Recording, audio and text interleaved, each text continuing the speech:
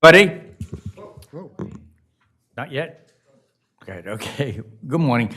This is the meeting of the City Streets and Safety Advisory Committee. We're called to order at 10 o'clock. Roll call, please. Start with, here. Collins Roth, present. Kathy Osterholm, present. Steve Carson, present. Patricia Davis, present. Mark Saunders, present. Cliff Hilderly, present. Dave Diefendorfer here. Melissa Riesco, present. Mike Venanzi, present. Great. Let the record show we have 100% participation this morning. Thank you all. Approval of minutes. We have the minutes that Secretary Davis had sent us for the meeting held December 11th, 2025. Has everybody had the opportunity to look at them and have any questions about them? Then can I have a motion to approve them? I make a motion to approve the meeting minutes of December 11th, 2025. Is there a second? Second. All in favor? Aye. Aye. Opposed? No. Great. Okay, correspondence. We received a letter from Deborah Harper, which is now part of the record. You've probably all seen it in the agenda.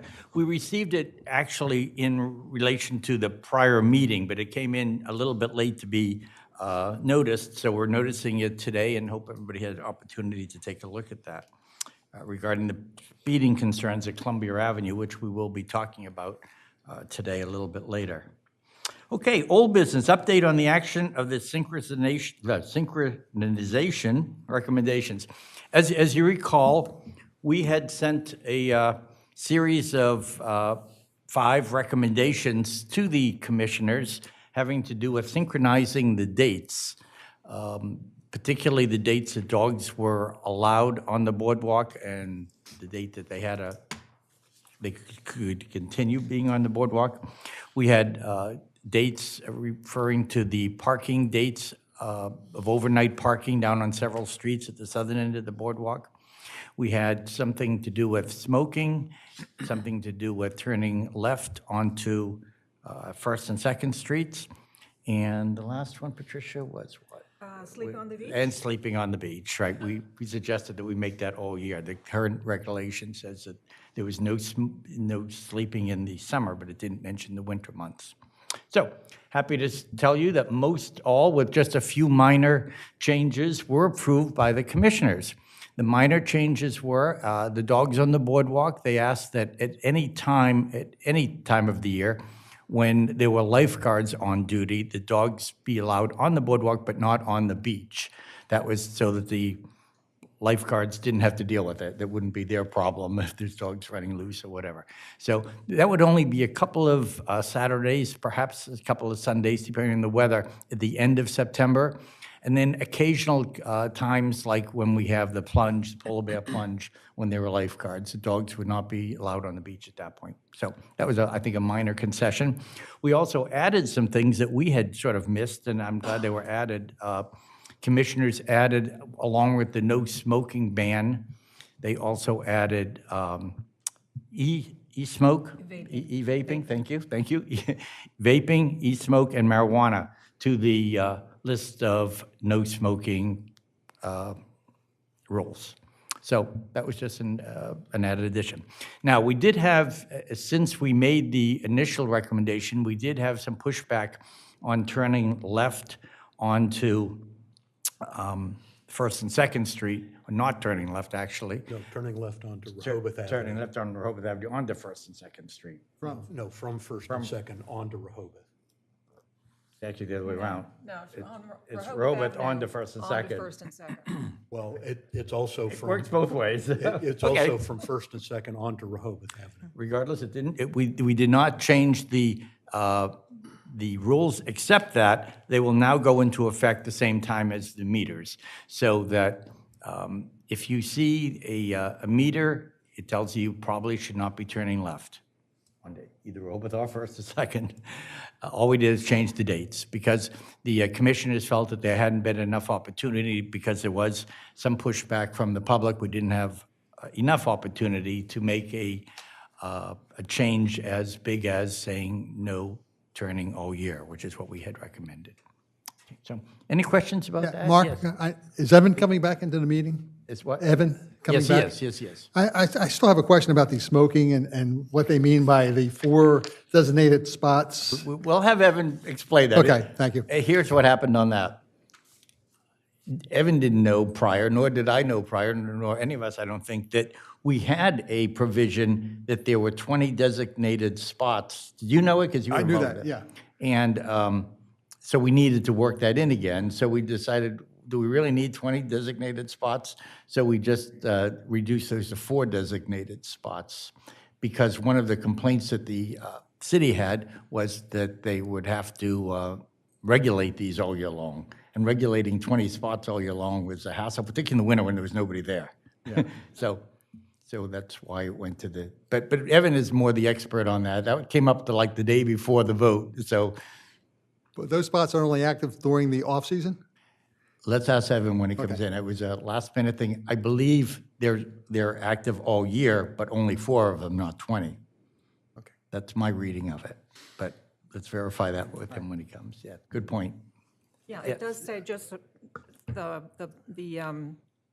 message the city sent out okay. does say that it's no smoking, vaping, e-smoking, or marijuana on designated areas from May 15th to September 15th, but September 16th to May 14th, smoking's permitted at these 4 locations. Colin, that's something? Does that include marijuana? Yes. Yeah. No. That you can smoke at those designated locations? Well, if it's otherwise legal. Is it otherwise legal? I don't know. It doesn't say what the 4 locations are, though, so. We'll hold that one for Evan, too. This is a new fun Rehoboth. Just briefly, I attended the meeting, and I think it's worth saying that the commissioners kind of put great weight behind our statement and the fact that we had debated this, and so I think almost Chris Galante particularly cut short the discussion, saying, you know, the whole point of this committee. So I was impressed that they clearly are going to listen to things that we tell them in the future, so. All the more reason to be careful of what we say going forward. Absolutely. Well, we have credibility at the moment, I think, is one way to put it, right? Right. Steve, did you have something? No. No. Anybody else on that? All right. Update on traffic calming recommendations. First off, you'll find a couple of flyers or a couple of sheets that I pulled out of the manual so that you didn't have to. And the gentleman that wrote this manual, Peter Haig, his name is, very nice man, came down from Dover to meet with us. If you remember, we had made recommendations, and I'll review what they were. We had decided to make recommendations, and they were as following. We were going to adopt a 20-mile-per-hour speed limit throughout the city. We were going to install additional signs, speed signs, on the heavily traveled streets with emphasis on State, Henlopen, and Columbia. We were going to install speed readers on State, Henlopen, and Columbia. We wanted to paint driveway boxes on State, Henlopen, and Columbia at all driveways where practical. Practical was particularly hard on Henlopen because at some point you didn't know where a driveway started and a yard began. So it's where possible. We wanted to install painted crosswalks at cross-street intersections on State, Henlopen, and Columbia where they currently do not exist. We wanted to make Baird crosswalks completely two-directional. Some of them now are only one-directional, rather than the current single-sided. Additional crosswalk sites throughout the city may be suggested at a later date. And lastly, we want to discuss with Chief Banks how we may increase enforcement with fewer warnings and higher penalties for repeat offenders. So our plan was to make that presentation the same time to the commissioners that we made the other recommendations. We were sort of stopped dead in our tracks when we got information from DelDOT that they wanted to discuss this ahead of time because they have some say in this, particularly on state streets. And something that Evan's going to talk about today is which streets. He just handed me 5 minutes ago verification of what streets those were. And the streets that DelDOT has control of are Columbia, Rehoboth Avenue, Baird, State, and a tiny little bit of Jefferson. Jefferson's that little street that goes off to the sewer. Yep. So at any rate, so we did not make those, planning that we would discuss them again today. Now, in the meantime, Mr. Haig came down and offered us some insight into the state and their policies, DelDOT, and how they look at their state-owned streets when municipalities like ours want to make changes to them. First off, I'll just say outright, he did not say that we couldn't do it. But, and it's a big but, there's a lot of regulations and studies and so forth that have to be done ahead of time before we could change the speed limit to 20 miles an hour. One of the reasons that they gave was that they in their experience, once you go below 25 miles an hour, enforcement gets very, very difficult, if not non-existent. This was seconded, and Mr. Haig's suggestion not to do it was endorsed by our own police chief, Chief Banks, who also said the same thing, that when you get down below 25 miles an hour, it's very, very hard to, you know, do you stop somebody because they're doing 30? You know, I mean, it'd be a hard thing to prosecute, as the chief stated. So we need to rediscuss that, and that's one of the things we're going to rediscuss today. The other things Mr. Haig pointed out, and he was very great with his advice. He even took a ride around with me. We went around and looked at some of the trouble spots and made some good suggestions, particularly to do with signage. I think his two suggestions is that we work primarily on signage and enforcement. There's different ways to do enforcement that we're not doing that he suggested. The police chief, again, was in this discussion. The police chief is now looking to the commissioners, who are probably looking to us, to give a little bit of guidance on what percentage of stops get ticketed. Is it so many miles above the speed limit, or is it a percentage above the speed limit? Do we only do it in the summer? Do we do it more when there's tourists on the streets rather than the locals? So there's a lot of questions about that. And I think we have to have that discussion. Installing, and we'll come back to all this, but I'll just go through my list. Installing speed readers. Mr.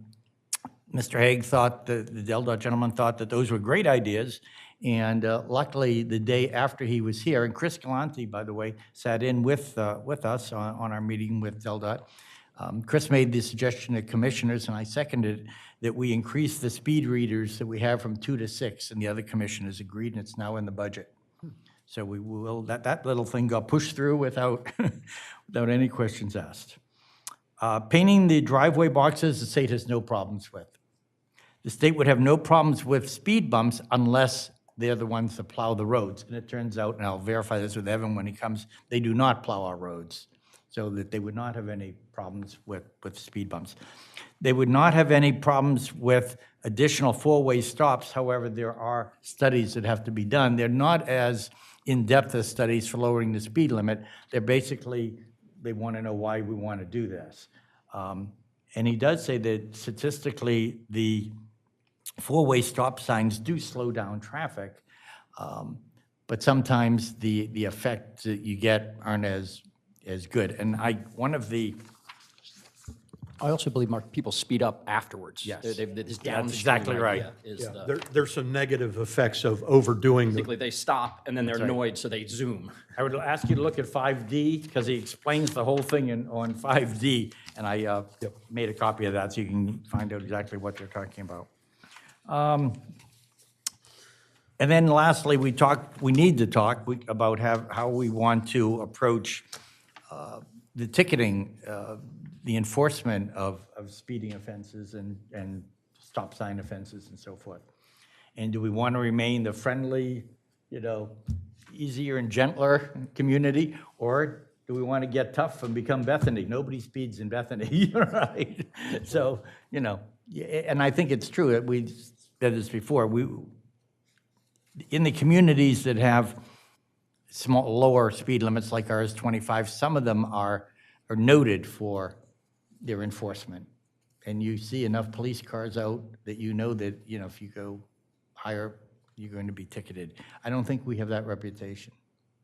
Well, I think some of those also have fewer roads than we do.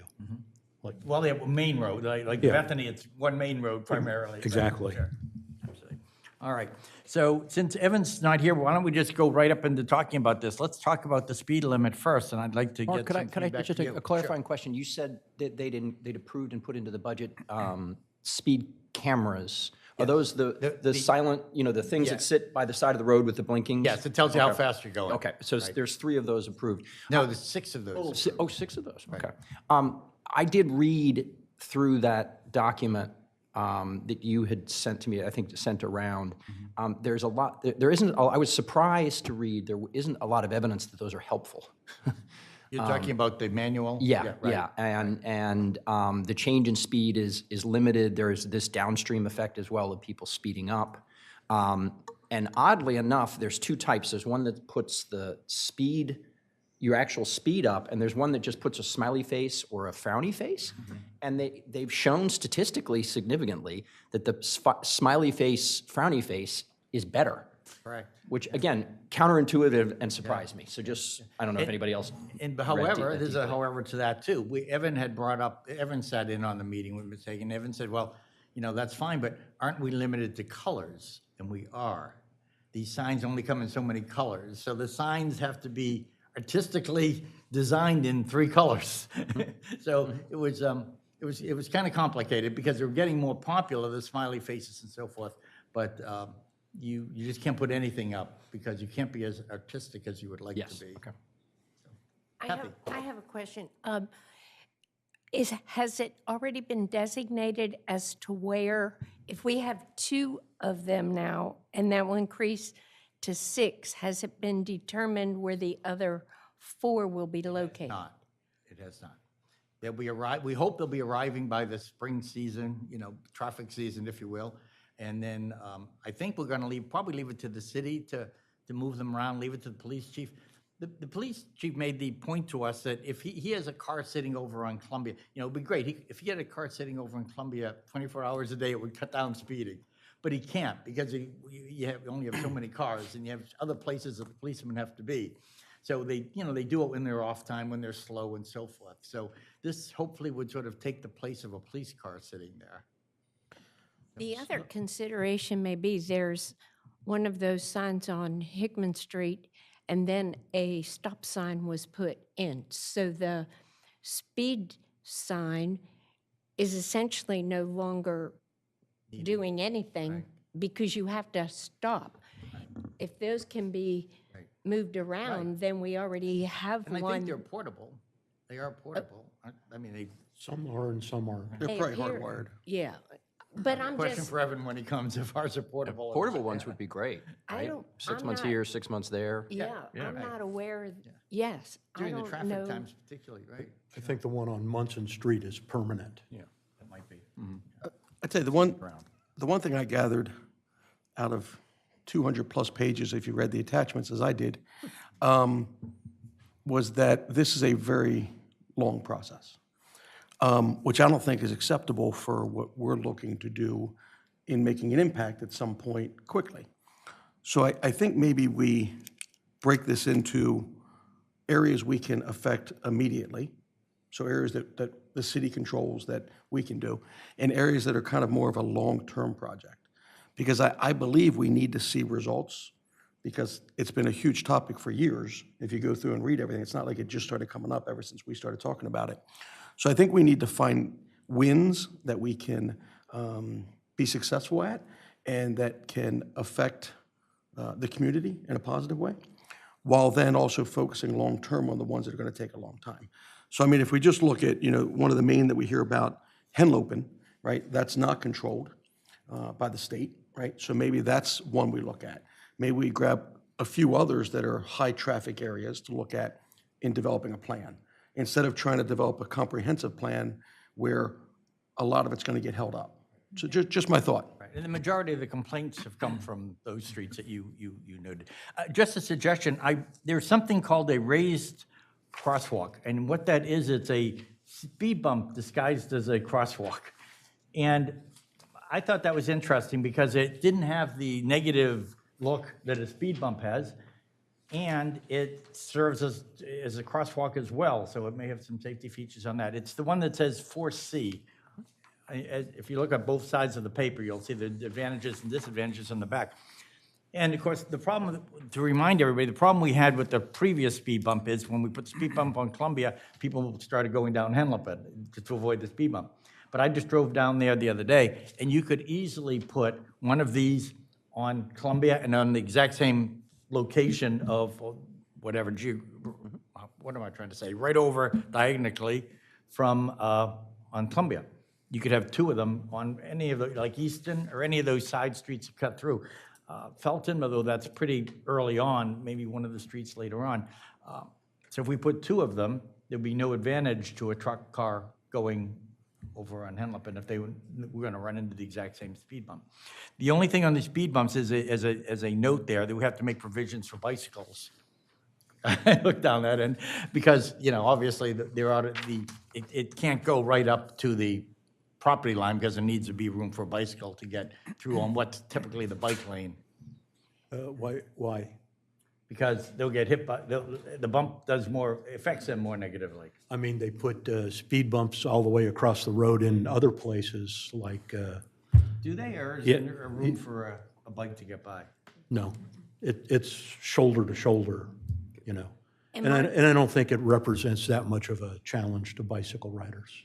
The other consideration is there are rules regarding crosswalks. If the state would tell you they have to be accessible, it's a handicapped issue. And so if you think about Henlopen Avenue, where there are not sidewalks, where there are not, you can't put a Don't connect crosswalk to anything.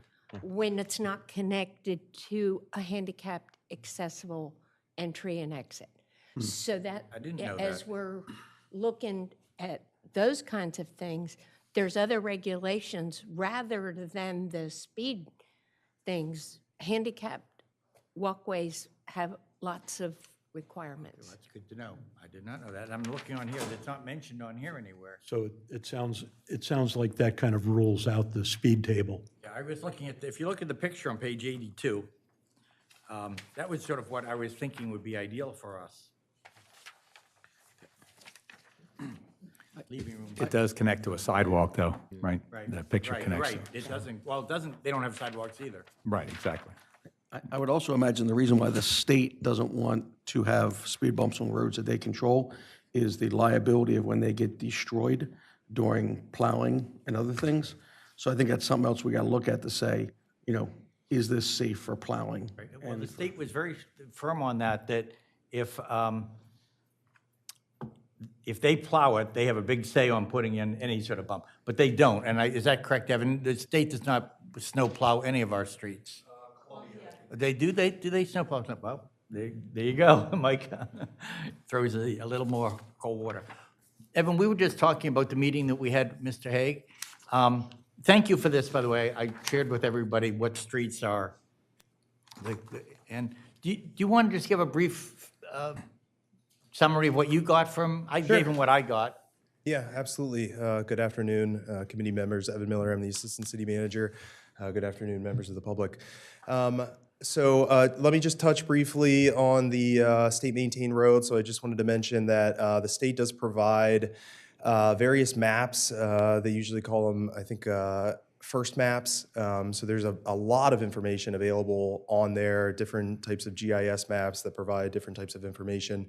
The screenshot that I shared with Commissioner Saunders was just a screen grab from a map that they have listed on First Maps. That's all the state-maintained roads. So that gives you a sense of the state-maintained roads in Rehoboth Beach. But again, that map, if you, and I can send a link to the committee if you'd like, that map provides sort of a highlighted location of all state-maintained roads in the entire state. So it's a good piece of information. In terms of the meeting with Peter, a lot of what I got back from that meeting was not just looking at speeding concerns from the perspective of either perception of speeding or actual observed speeding, but looking at other mechanisms to possibly reduce speed. So not just reducing speed limits from 25 to 20, but also looking at it from other perspectives such as engineering, or if there's other sort of environmental factors that might be contributing to speed. As we'll talk about, later today, King Charles is a perfect example of that. I think in that area, as you head south on King Charles, the street widens. And so there's this perception that, the road opens up and it's also downhill a little bit. So people tend to pick up speed. And that's an example of how, some of the environmental factors could contribute to people naturally going faster. We went through an effort a couple of years ago on Munson Street, for those of you that are familiar. In that case, we didn't actually reduce the speed limit there, but we deployed other best management practices. So we striped the center line of the road. We boxed out the driveways like we do in some areas of the city. We added speed radar signs, and naturally, I think those enhancements helped to slow down traffic. So that's one of the big takeaways that I got, was looking at other ways to, again, slow traffic, not just reducing the speed. I thought, just anecdotally, I think an important takeaway that I had from that meeting was kind of the creativity with approaches to trying to reduce speed. So they had talked about how, they've seen that people will react to messages, they'll react to symbols, images. So, I'm sure most of us are familiar with the campaign that they do across the state on Route 1, creative messages trying to encourage people to slow down. You see them on the billboards, sort of play on words, catchphrases, things like that.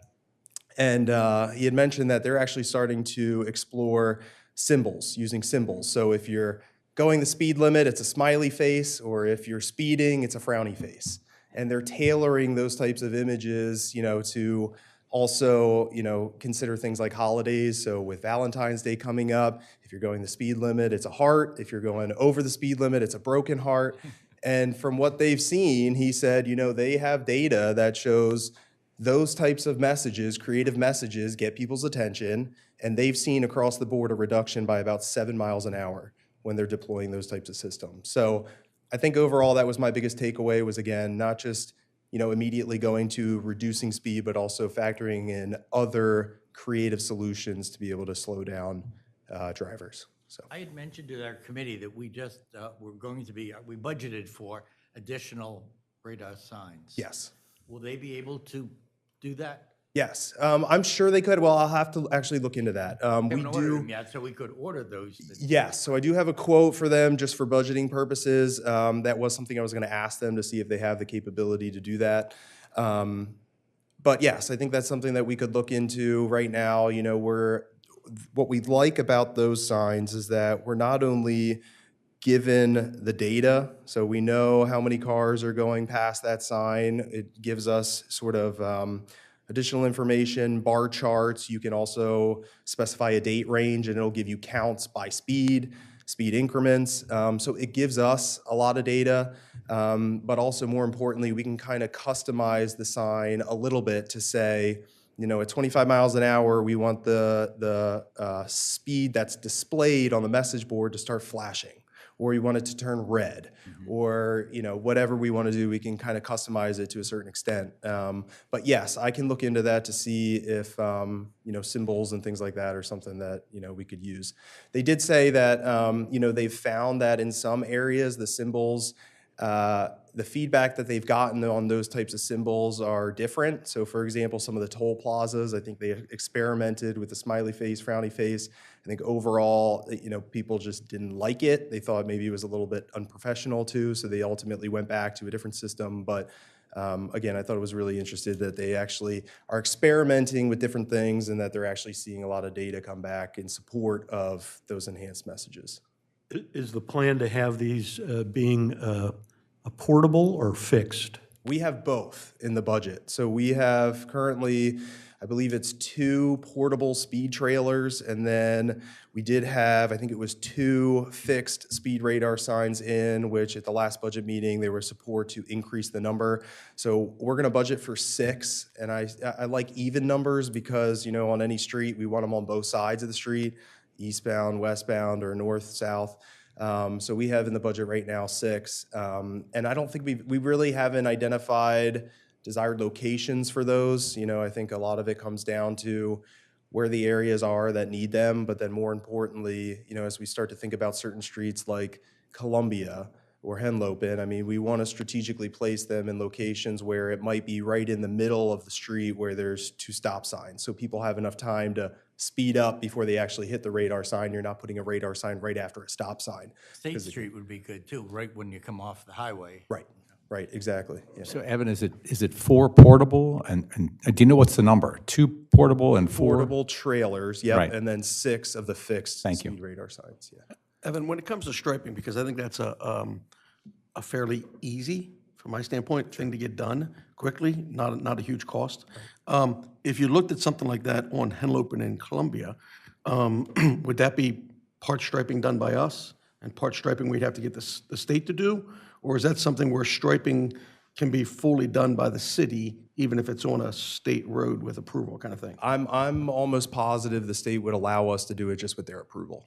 Yeah. So I think that's something that, and I agree, because there was a lot of stuff that read, and there was a lot of things on one of the videos we watched, I believe it may have been a bike video, I don't know, but where it talked about the road narrowing, even if it's just by things on, striping, made a big difference. And if you think about Columbia and Henlopen in particular, while the road isn't that wide, it looks a lot wider because of all these, gravel things people put in for parking and this and that. Right. So I think just visually narrowing some of that would be a huge help. Right. That was originally one of our recommendations, and that still can remain a recommendation. We don't have to change that, I don't think. Also, number 3 was installed speed readers. Well, we're doing that, so that can stay there. Additional signage, I think we've talked about additional signage, putting in some slow signs and so forth. For instance, driving down Henlopen, it's quite a ways till you get to the first sign. And on State, it's quite a ways going towards Rehoboth Avenue before you come to the first sign that says anything. Right. And that was, signage was a topic that we had talked about in that meeting with DelDOT, and, from their perspective, and, it's valid from, everything that I've seen, that is, when you continue to add more and more signs, it continues to become more of just a backdrop to drivers. So I think as most of you know, we went through a couple of years ago an effort, wayfinding signage program, where we created more decorative message signs directing people to other parking areas or parking permits, or providing welcome to City of Rehoboth Beach. And through that effort, we also tried to consolidate signs, reduce signs, to try and clean up a lot of the sign clutter that we have. One of the efforts that we also did was on Rehoboth Avenue, when we installed the multi-space parking meters. I was adamant that I did not want signs all over Rehoboth Avenue saying, pay here, here's the meter, here's all the parking regulations. So what we did was that sticker sort of wrap around the meter. So we were able to communicate all the important information on the meter itself without adding all these signs and posts. But that, again, was one of the takeaways I had from DelDOT was, be cognizant of how much signage you add, because, again, it will just increasingly become part of a backdrop that people do not pay attention to. And the final item that we talked about was enforcement. And I think the chief is looking, I got the feeling, and tell me if you got the feeling this way too or not, that the chief would like us to give them some help in, some guidance in enforcement, whether we want to increase the number of tickets over warnings, and at what point. Evidently now, the way it works is they give a lot of discretion to the individual officer, and he judges based on the circumstances. Obviously, if a car whizzes by him at 60, they're getting a ticket. But if somebody goes by it, it's a slow day, and they may just get a warning. Is that the understanding you had? Yeah, exactly. I mean, I think to the chief's point that he made in the meeting, it was more so about, what is that threshold that the city is willing to tolerate? Is it 5 miles? Is it 10 miles an hour? And so, we're sensitive to wanting to be friendly to visitors and to the public, but at the same time, you reach a point where friendly just doesn't cut it Like to anymore. have a little reputation for a little edge, Right. Right. Right. One thing I'll mention too about speed radar signs, and I think it may also be capable with the trailers, is, as there's areas where we hear feedback from the public about speed or perceived speed, I believe, I'll have to look into it again, but naturally, if you're going to add a speed radar trailer or a sign, that's just one other device that the drivers are going to see, and so naturally they will slow down. So, it may be hard to say, okay, we have this perception of speed on this street, we're going to add the speed radar signs to collect the data. I think that data is going to be flawed because, again, that's a new device on the street that they're paying attention to. It's telling them their speed, so naturally they're going to slow down. Some of these, the systems that we're using now have an ability to collect data on number of cars, speed, without displaying any messages. So it's kind of like, more of a discrete way of collecting that data that may be more accurate data to, gather that information about speed, so. One more question for you. Kathy brought up a good point that she's under the understanding that we really can't put in crosswalks when there are no sidewalks to get to because of ADA requirements? Correct, yeah. Ideally, That whole idea out then? yeah, I mean, ideally, you don't want to, give off this perception of a connected network when in fact it's not connected. Right. Usually, if you're doing crosswalks, you want to do curb cuts, curb ramps. Ultimately, if you're directing, if you're directing somebody to an intersection to a crosswalk, they need to be able to get there, get across, and go to where they need to be. So. I have two questions. The first of which, and you had mentioned this, Mark, friendly signage. If you're coming off 1B onto State Street, instead of radar enforced, slow down, you're on vacation, or slow down, relax. I mean, it's the same message, but it's presented differently. We can be friendly and still remind people. The second thing is with signage, it's a tricky wicket because, I'll use an example. Delaware Avenue bathrooms have been closed. Previously, there was a huge sign on the front that tells people where to go to the restroom. It may be up already, but I realized walking, that sign had not been put there. And there were people trying to use that restroom, but there was no sign to tell them where to go to the restroom. I'm thinking of smoking. If you don't let people know with some kind of signage, the second part is, and this is a whole nother topic, but if we're not going to increase the fines for doing things, the perception, parking's a big one. I'd rather pay a $35 ticket and know that I can park here all day long than worry about buying a parking pass for $25 or whatever the parking pass. There's that whole signage and fines and how to work all that out so you don't have too much or too little. Yeah, one of my favorite signs in the city is as you're coming in Rehoboth Avenue, I think it says, slow down, you're at the beach. And, I think your point is well taken, but at the same time, you have to balance the, being too soft with more of, this is a rule, this is a regulation, a requirement to kind of, further enforce that and try and convey that onto people. Back to the point about, restrooms and signage, it's definitely something that we're mindful of, trying to convey that information in a way that gets the point across, but also is not, sign inundation, I think is really important. Two quick points. First, I think, Evan, you mentioned it, but you moved over. I have a real problem with the idea of giving policemen discretion on stops. I just think it's problematic.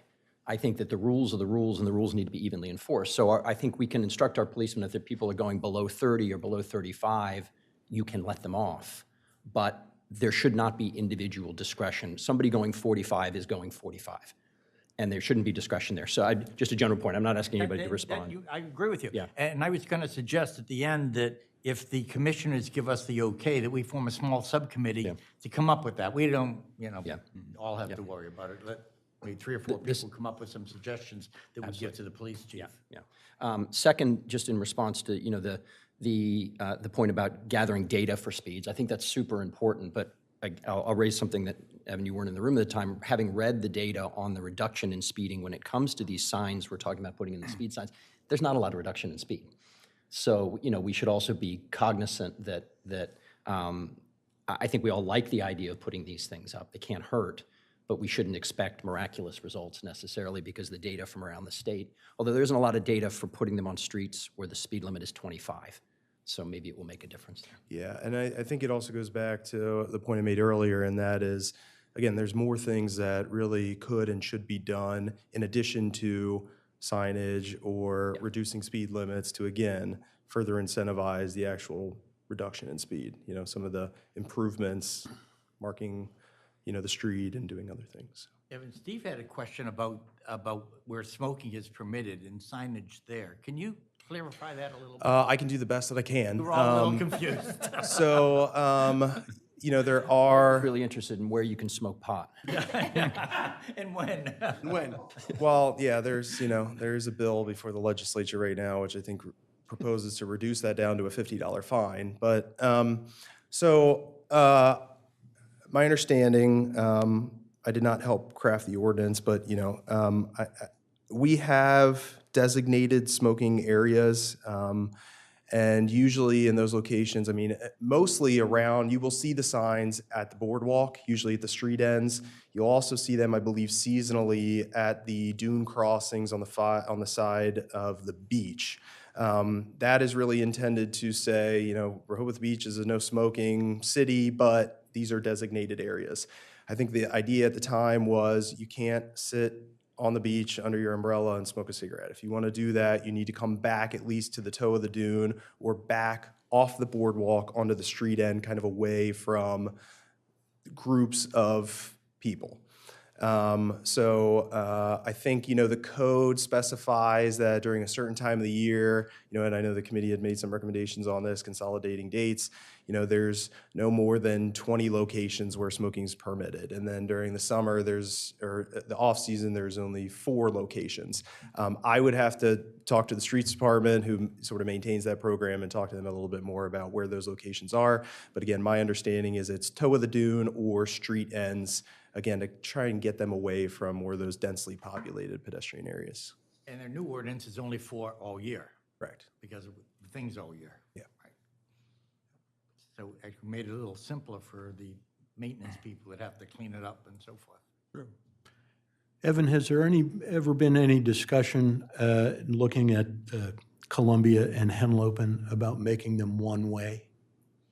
I say that because if you look at those 2 streets, they're quite narrow for two-way traffic.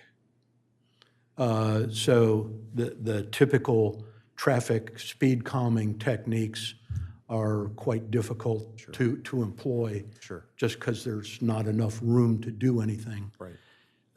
Were they one-way streets, then you'd have a lot more options, including adding, bicycle pedestrian lanes that don't exist. So I'm just wondering if that's ever been a discussion.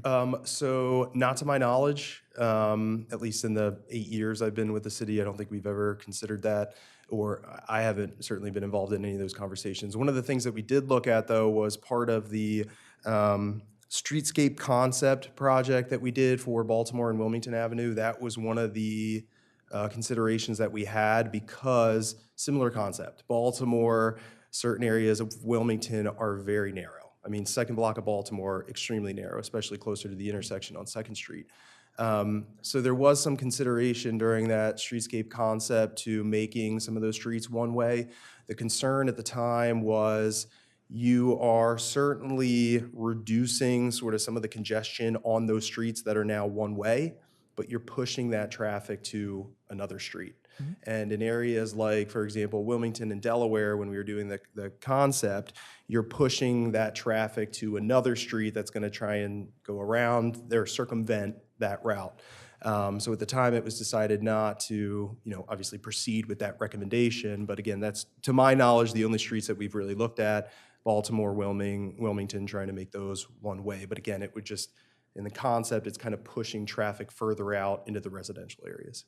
I'm going to just add this, because this is a way back, that there was also a recommendation when we did the Greenways project back in 2006-07, that there be a consideration of First Street and 2nd Street being one-way streets crossing Rehoboth Avenue, so that you would have to go down to at least Wilmington or beyond in order to make a left turn. That has been a consideration in the past, just because it would allow for wider sidewalks and for a bike path if those streets were one-way streets at the center of town. Two quick comments on that. One, my impression is one-way streets speed up traffic. I think that's what data shows generally, because you have more space, and supporting that, I think a lot of the enforcement ways you slow traffic is by narrowing the road. I guarantee you traffic is slower that first block of First Street between Wilmington and Rehoboth Avenue. People slow down. It's self-interest, right?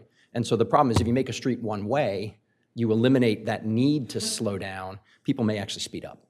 Yeah, but No, it's however, complicated. Henlopen and Columbia in particular are kind of death traps for bikers and pedestrians. And if you make them more narrow, it's just going to, exacerbate that problem. So, I mean, I think we have to think in terms of, okay, traffic calming, but what do we do about the non-motoring public, the bicyclists and the pedestrians? Because there are no sidewalks. What do you do? What do you do with those people? I think the only thing I would like to consider, because I'm a data person, is what is the data that supports that those are death trap streets? And I'm not trying to contradict, but if we're going to make decisions, they should be data-driven and not perception-driven. That's my philosophy. That's fine. But let me just make a point again. By making these one-way streets, you now have more opportunities for traffic calming. Absolutely. So, I mean, your point- If it's a proposal of one-way with sidewalks, with bike lanes, I'm much more supportive of it than just take that same Right, yes. space and make it one-way. Yeah, no, it And only there's a made. lot to this. There's a whole field of engineering and design that we're not qualified to comment upon. Right, but I think it only makes sense, if you were going to consider that, to have sidewalks, to have bike lanes, to put in chicanes. Now you can put in the speed tables, those sorts of things. Understood. I think that that's a good idea, that we have the discussion, and we'd have to have a larger discussion, including all the people that live there, I'm sure, before we could make any recommendation. And this, I think today we're trying to find things that we could do and get going by this season, and that's probably something for a long-term discussion. And I certainly won't forget it, and we'll bring it back, after we've got the season going and so forth. So let me just bring it back to what we want to do from this point on. Are we in agreement, or are we not in agreement, that we are going to not go after the 20-mile-an-hour speed limit throughout the city anymore? That we're willing to drop that from our recommendations? For my part, I like the 25, even if we don't change the enforcement. I just think it's symbolic. It's a 20-mile-an-hour town is symbolic, even if we don't give any tickets for going between 20 and 25. I think there's a reason we lower speed limits around schools. There's a demonstrated safety element to it. And even if we don't change enforcement, I would be in favor of 20-mile speed limits where the city controls it. So, we're not even doing the major roads effectively. Well, we couldn't do it on certain roads. Absolutely. So Columbia. I'm saying, yeah. So we have two speed everywhere else, limits. Wouldn't that confuse people? If Henlopen's 20 and Columbia's 25? We've got 15 on various streets in town right now. It's not that confusing. On Canal. Where do we have 15? Lake Drive, Canal Street, I think. Is that what it is? I didn't know. Okay. Yeah, all the way around the lake is 15 with speed bumps. Yeah, I'm against it only because I don't think we'd get any support from commissioners. We don't have any support from the police department. Enforcement would be difficult. I'd rather have a 25 and keep the limit and keep the enforcement stronger, or strengthen the enforcement so that if it's 30 or 32 or 35 or whatever number, they're ticketed. I make a motion that we support the current 25-mile-an-hour speed limit and urge more enforcement. Second?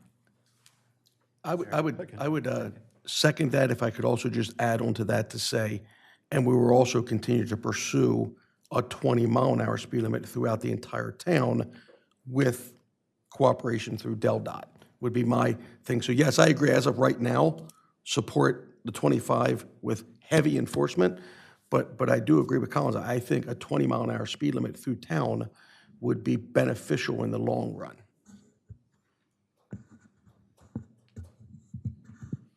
I have to warn you, if we go that way, it's a lot of work. I mean, DelDOT wants a lot. They want studies, they want all sorts of, I'm not sure the commissioners would go along with it just because of all the costs and all the work that's involved with it. Can I make a motion, just a second, Kathy's? Sorry? Can I make a motion, or just a second, Kathy's? Cliff seconded. did. Oh, I'm sorry, okay. We're just having discussion now. Then we're voting just on Kathy's. We can discuss, what Mike said later on if we want to, but I don't think we should attach it, because I think it'll torpedo the whole thing. I think it would be better to keep those separate. All right, are we ready? Is there any more discussion before we vote? Okay. All in favor? How about we do a raise a hand? Against? Okay, motion's carried. So we're no longer, take that one off. Okay, moving along, installing speed, I don't think anybody objects to this. Installing additional speed signage on heavily traveled streets with emphasis on State, Hennepin, Columbia. We're all okay with that, as we had discussed previously, especially now that we're having more support from the commissioners in getting additional signs. That one stays. Mark, can I ask one question Certainly. about that? So increasing signage, I agree with, but are we going to look at the current signage to make sure that we don't go into over signage? Like what is reasonable for that street in terms of signage? Like what would it say, and making sure that we're not being redundant? Right, and I think we almost have to work with Evan. You're the guy that does that, right? That would make those decisions. Certainly, it's more of a collaborative effort, certainly with the police department. I think in any case, if we're replacing a sign with like a speed radar sign, that's what we would be doing, is replacing, not necessarily in addition to, unless there was an area that, had a lot of issues that maybe warranted an additional sign. So it's not uncommon for us to actually look at data from traffic citations, but then also go out physically on the street and locate what's out there now, and then figure out what the best placement is. But yeah, certainly amongst the staff, I mean, it's something that we will take a look at. Okay, thank you. Mark, I'd say we might make a future discussion topic sign clutter generally. yeah, Because absolutely. there are some, I was walking the dog recently and wondering about who gets to decide when there's dog poop signs up and who just puts them up. And then there's also a couple of random bike rules signs, which I've counted a total of 5 in all of Rehoboth, 3 of which exist within about 20 yards of each other at the end of King Charles and Queen Street, I think. And they're not even correct, the signs. So, there are some old signs around that. I'm sure we could have a meeting of So I think maybe that's a Evan and future Taylor topic. and whoever, of Yeah. 2 or 3 members Yeah. from this committee to make some quick, Yeah. tours. Okay, great. Speed readers, we talked about. And paint driveways, that was popular, and I think the man from DelDOT thought that was a good idea also. There was no pushback at all. So we're okay leaving in the paint, but we're painting the stripes in the street and the boxes around the driveways? So just as a clarification, that would be done throughout the city? Where it makes sense, because there are some spots where it's too narrow. There are rules, you have to have a distance between this one and this one. So I think over in Hennepin is where it doesn't make sense, because you don't know where the streets are, where the sidewalks are, and so forth. I'm just clarifying because we have quite a few areas in the city right now that do not have painted boxes. And if we're recommending that there are painted boxes for every driveway where it's possible, then I'm assuming that means citywide. That's why I'm clarifying what you're, I was thinking it was citywide, okay? because where they exist now, nobody seems to be bothered by them. It's not like painting parking spots, which would give us a lot of kickback. This is only the driveways. So, and I think it just makes everything, the people that did it over on Munson Street are pleased with it, because they think that it did 2 things. It slowed the traffic, and it also showed where their driveway was, so nobody on the 4th of July parks in front of them. I like it. But when you get to Columbia and Henlopen, I guess my question is, how do you do that when you don't know where the right-of-way is? Well, you don't, that's why I say where possible. That would be one of those non-possible Okay, spots. okay. You actually got do it. know where the right-of-way is. You know where the right-of-way is. Well, you sort of You do. just need a it. surveyor. You just need a surveyor. It's very clear where the right-of-way is in your Actually, plat it's and your not deed. clear. Yeah, ask the Parks and Shade Tree But a Commission. surveyor, when you sell your house, you have to be able I to know, know but- where your property line is. We've had cases, I know when I was on the Board of Adjustment, we had cases where, the house was 6 inches or 8 inches off because the surveyor went by the rock and somebody moved the rock and the tree isn't there anymore. Yeah, a lot of those old ones were done just by who knows what. That was a huge issue when they were putting in the piping for the 'Cause outfall. you couldn't tell where the boundaries are. People encroaching. Hennepin's the worst street in town, I think, for that, because it's not clear from the early surveys. They've been moved. I think people would know, you know what, I need another foot, I'll just move this little rock here. Is that right, Evan? I mean, Yeah, you've and, heard these cases. well, also, I mean, from the outfall project, we learned that the right-of-way on Henlopen varies. So in some areas, I think it's a few feet. In other areas, it's as wide as 10 feet. But certainly, marking driveways, to the point that was made earlier, you can't really do that. You can't box out a driveway in that case because then you're boxing out part of the travel lane. But it is something that we are still as a staff trying to rack our brains about how we go about that, because there is sometimes misunderstanding for the property owners in terms of where their driveway is. In some cases, I think that's the key thing, rather than being able to know where it is. I think we Right. know where it is. It's just perception. Right, what's it being used for? It might be somebody's parking lot. Right, yes. But again, we'll make sure we put the words in big print where possible, where practical. Practical's a better word, I guess. And, It's always possible. and what are we trying to remedy when we do that? We're trying to make the visualization as you drive down the street a little busier, so it's not Okay. a speedway. According to everything that we've read, it appears to work. In a busier environment, people will slow down. I think you're going to have some pushback from some people. I just would say, like, I used to live in Dewey, and they went and did that, and it was a bit of a drama. So I'm not trying to compare Dewey with Rehoboth. I'm just saying, I think there will be some pushback from people who are living there and on as to how their driveway works. And maybe it's not the same issue here as it is in Dewey, because there are double driveways. And so in that area, you've got double driveways, and it's not always clear. So I'll just leave it at that. I think we can leave it up to the city manager to make exceptions. I mean, this isn't like it has to be every single driveway for it to Right. work, Okay, fair enough. right? Right. All right, so we're okay on that.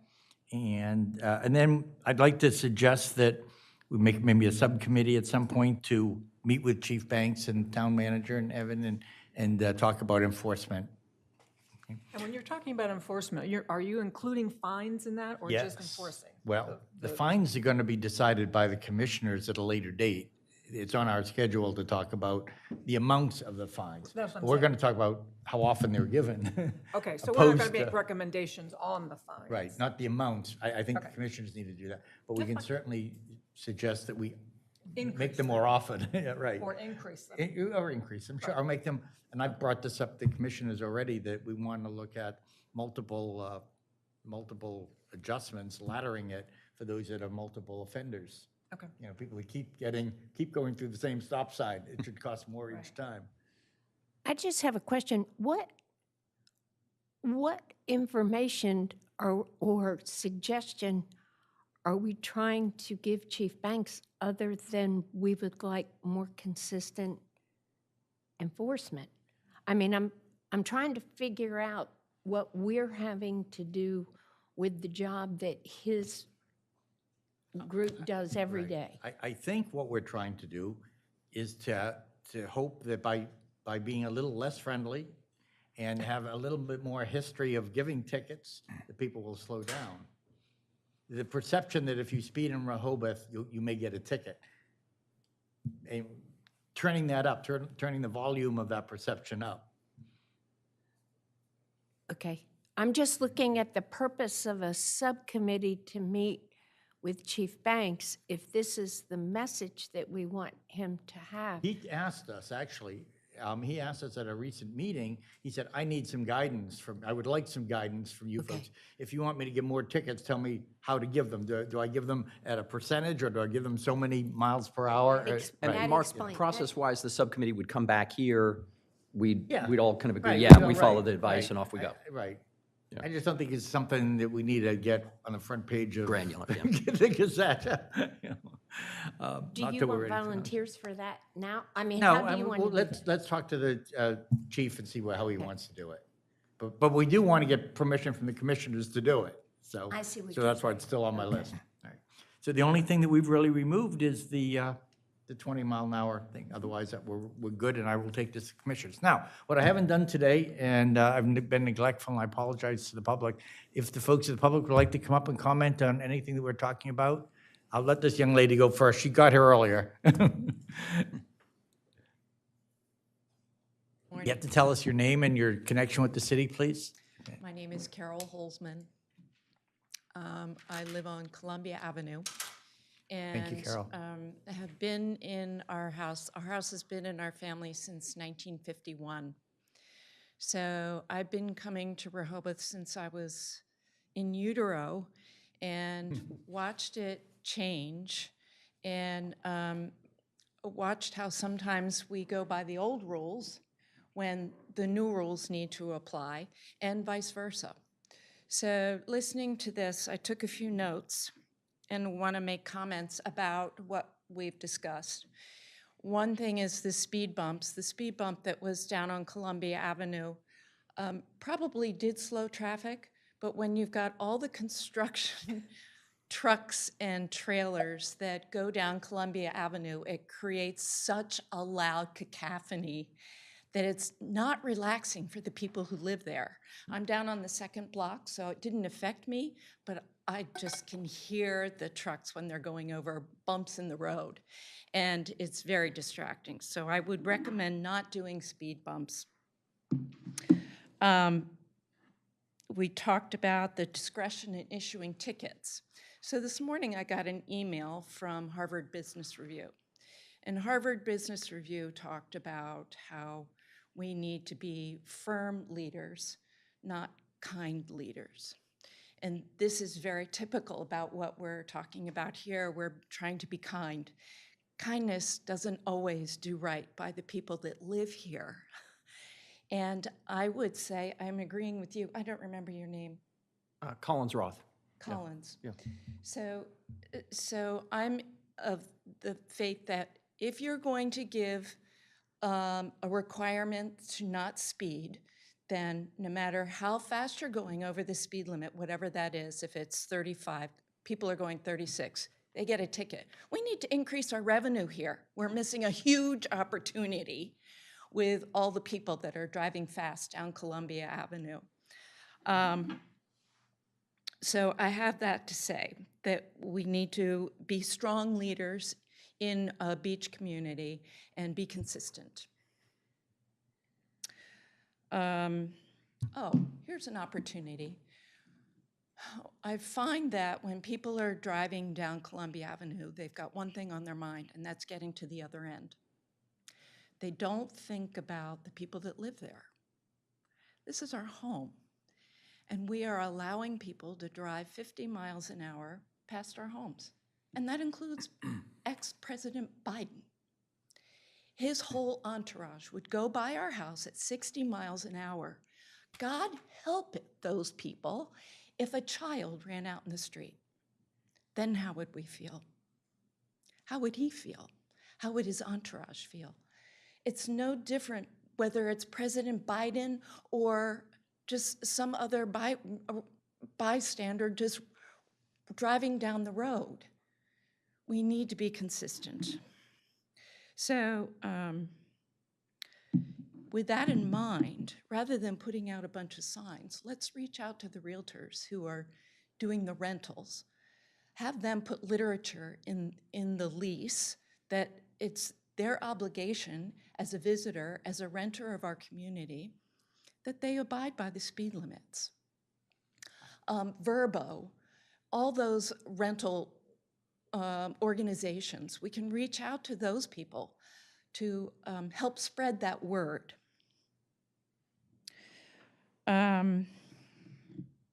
Painting boxes. I know that works on the first block of Park Avenue. We don't have those on Columbia Avenue, I think because of the access to the beach is really down Park and Oak, Pennsylvania. Not so much on Columbia Avenue, so, or Henlopen Avenue. And I think about looking down the road and seeing a bunch of lines. This is the old Carol Mullen, that doesn't want to see those yellow lines. And that's all I have to say about that. So thank you for listening. Thank you for your time. And I look forward to some decision-making moving forward. Let's be athletes in this and move forward with concise energy. Thank you. Thank you, Carol. Thank you very much. Hoyt, speaking of athletes. Thank you. I just want to say, to open this, that I think you guys are doing a really great job, and I appreciate the fact that you're looking into these issues. So thank you. I have two things. I want to spend a moment on what I reviewed in the document that Peter Haig did, the traffic calming manual. And then I've got some comments, if you'll allow me an extra minute or two to We don't have comment the on some of timer your on. issues here. Okay, no? Okay. So the primary purpose, excuse me, so these are excerpts out of the manual itself. So the primary purpose of traffic calming is to support livability and vitality of residential and commercial areas. The objectives are typically achieved by reducing vehicle speeds and other features that are used for self-enforcing psychoperception means to produce desired effects. That's page 8. Okay. Other measures normally consist of public awareness campaigns. I've talked to you about this before. That's page 11. The manual includes a description of radar speed signs, which is the correct term. It lists advantages, quote, may be effective in reducing vehicle speeds, end quote, and disadvantages, end quote, impact on speeds may be minimal and may be reduced over time, underscored, unless regularly enforced by local police. Page 93 and page 94. Other traffic calming measures are generally less expensive, page 97. Appendix B, the frequently asked questions. In many cases, posted speed limits and appropriate warning signs are already in place, and enforcement, underscored, can ensure compliance and correct the problem, page 110. Last one, availability of DelDOT funding for supplementing officer employment seems to be suggested but not explicitly stated. There's no page number for that, but it's something to think about. Okay, thank you. So,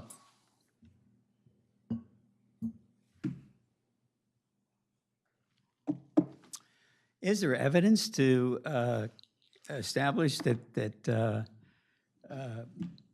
visitor numbers are reduced when there's strict enforcement and fines? I mean, I'd like to, I'm going to pursue that. I'm going to pursue that. Oh, and indeed, if you're looking for some outside help on your little subcommittee, I will have, 2 suggestions of people that might participate. Let's see. Too many signs? 15-mile-an-hour speed limit. That's my original proposal. I'm giving it up. But just FYI, there's 6 signs on a street, Canal Street, which is probably not longer than a football field, saying 15 miles an hour. 6 of them. Okay.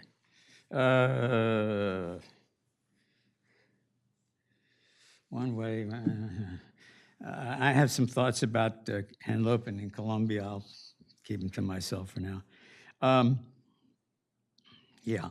So I sent a letter to you, Mark. I assume it's been spread around here? If not, let me know, I'll get you a copy of it. And then my final question concerns your documents that you're using to discuss. Do I need to have an FOIA to get a copy of that? What documents is that? What The doc- paperwork that you were discussing. You had handouts for the committee. What about the? I'm sorry. I'll tell you what, these handouts were just pages from the manual, and we put the manual in that everybody can type it out. All right, it's just There- food for thought. It's Thank just you. pages of that. Right. I can tell you the page numbers if you'd like. There you go. 82, 100, and 97. 82, 97, and 100. Those are the page numbers. They were just the topics that we were discussing from the manual. Yeah, all righty. Thank you, Hoyt. All right. Anything else from public? Sure. This is for Evan. The speed cameras, are they that much more expensive if the camera actually issues a ticket like the one out on Route 1? $68,000 a year per camera. You have to rent them? Yes. $68,000 a year. It's in the document that was in the, Do you think we would generate $68,000 by putting one of those on Columbia Avenue or Henlopen Avenue? I would have to get back to you on that. We have the data on speed. We have vehicle counts by speed range. So again, once we establish sort of what that criteria is, if it's 10 over, 5 over, I think we could apply that number to what the current citation is, and we could figure out in a given time frame what we'd earn. Initial thoughts are probably not, but again, it's something we could. my only concern of that is it's 4 to 6 weeks before you receive a ticket in most cases. To me, an instant ticket with enforcement on those roads is much better than when I'm home from vacation and I may never come back to Rehoboth again. Yeah. Finding that I get something in the mail, right? So I would rather, I agree with you until I started looking at the data and how much it costs and how long it takes to get the ticket. Enforcement on those streets would be better than automatic tickets from a machine. Okay. I guess for $68,000, we could hire another policeman. Absolutely. Thank you. Just as a point of information, the basic fine is $20. It's going to take a lot of fines to get up to $68,000. They add fees on, but we don't get the fees. Right. All righty. Moving right on. Cliff, do you have I was something on just going to ask, Evan, where do the old police cars go? Auction. And how much do we get for one? Take a stab. We have been very fortunate in the last couple of years that the vehicles, any city vehicles, brought in good money. We have vehicles that have fetched upwards of $20,000. But usually, especially related to police vehicles, they're in rough shape because it's not necessarily the mileage. We don't put a lot of mileage on our vehicles. It's the hours. Yeah. Just because of the sheer equipment that's in the police vehicles and the time it takes to really boot up the system. That's why most of them are sort of idling because they're ready to go. They get a call, they can immediately respond. They don't have to boot up the computer and the system. So, yeah, I would say anywhere from maybe $10,000 to $20,000. What do you think about keeping a couple old ones and just parking them in strategic places? I know that. I know New York does that. Yeah. Having been there pretty frequently. The issue with this is a little bit of the issue on Henlopen and Columbia is I don't want that parked in front of my house. Taking up this parking space in front of my house. And so you're always going to get pushback on these things. There's a give and a take to putting yellow striping because you don't like it, but if you can't narrow the road, how do you slow the speed? So I know I wouldn't like a police car parked permanently in front of my house taking up a parking space. No, it wouldn't be permanent, could I mean, the effectiveness would only be if you move them regularly so people don't know where they are. Because, what do you do the first time you go, oh, police car, on go the brakes. Yeah, I think that could be something maybe we talk to the chief about when we have a sort of subcommittee. I mean, and use those in combination with the speed radar system. Like, here's the speed radar. Oh, okay, I'm going 32. Oh, there's the police car. Good. Back when I was growing up down here, they did that on Bayard Avenue. They used to sit it by the Silver Lake Bridge. Cliff reminded me when he fought in Normandy that they used to have those blow-up tanks, you know, to make the enemy look like, we can get some blow-up police cars, maybe. That's not to infer that I was at Normandy. Yes, it was. All right, moving along here. So I guess we can close this subject and we can move on to King Charles. And let me just give you a reminder of where we are on King Charles. There's been some work done, some suggestions done. The Rossi report made a big fuss about King Charles and how wide it was and how it was encouraging bad traffic habits. So Evan did quite a bit of work on it and came up with some suggestions and brought those to the commissioners. And the commissioners said, well, now we have a Streets and Safety Committee. Let's let them look at it and come up with suggestions. So here we are. Today's the day. We get to see the unveiling of Evan's plan, so to speak, and we're supposed to weigh in on it, whether we think it's good, bad, or indifferent, or any suggestions that we may have, and then take it back to the commissioners for final approval. Sure. Right? All yours, Evan. Thank you, Commissioner.